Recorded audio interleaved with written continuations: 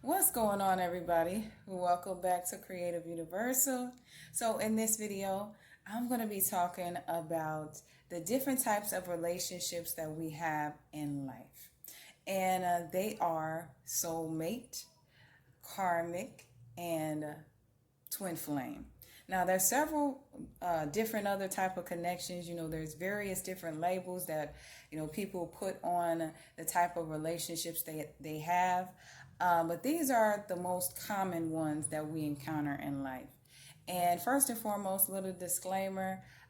Every connection that we have in life is of significance. It doesn't matter what type of label that is placed upon it. Every relationship that we have in life is in our lives to teach us something, either to propel us forward in some type of way, teach us something about ourselves, or help us to grow. So with that said, let's get right on into it.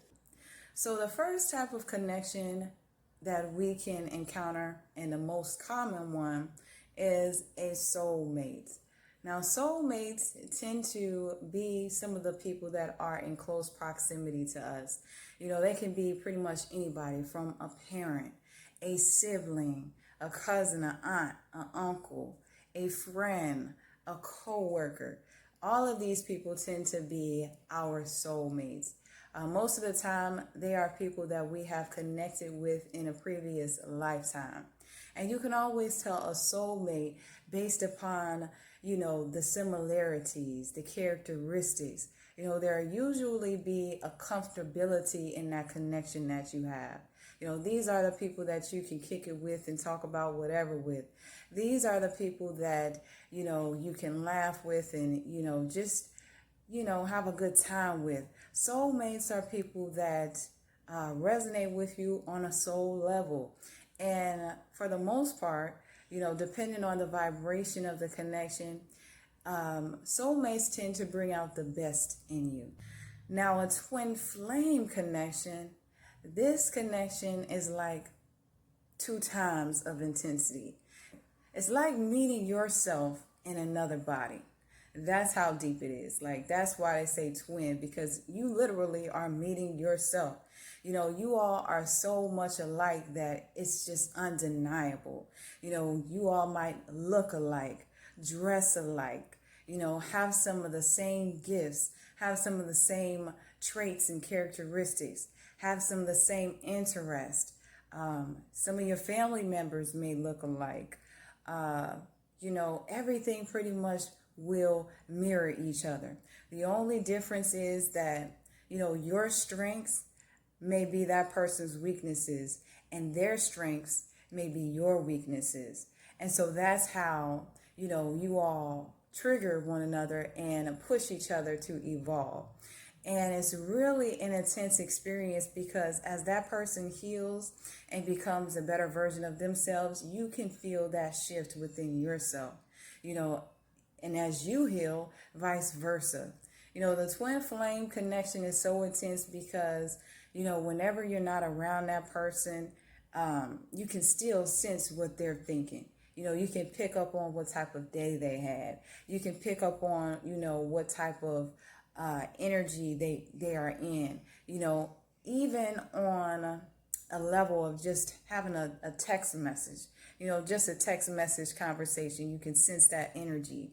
It's like you all are just very telepathically connected. And it's like you all are in a movie.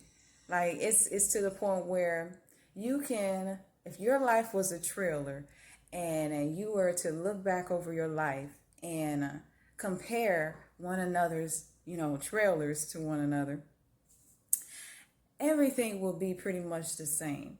Your childhood, the way that you grew up, your experiences as children, up until your adulthood, depending on, what time you all connect.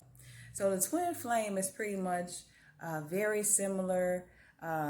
You all will have, a lot of the same interests, a lot of the same qualities, maybe similar career, similar occupations. everything will be connected in some type of way that you just can't deny that this person is most definitely your twin flame.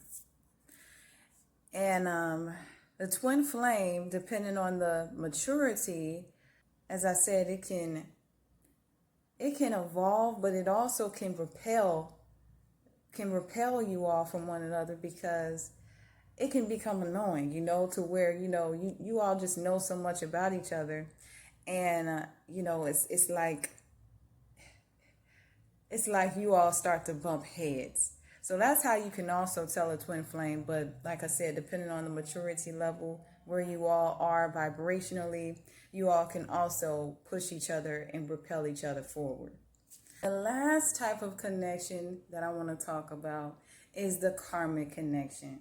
And the karmic connection can, just like the soulmate connection, be with anybody. It can be with a sibling, a parent, a cousin, a coworker, or a friend.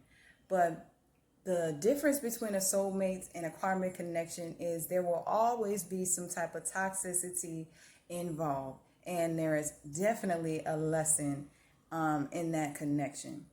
The karmic connection is one that usually will have some type of unhealthy attachment.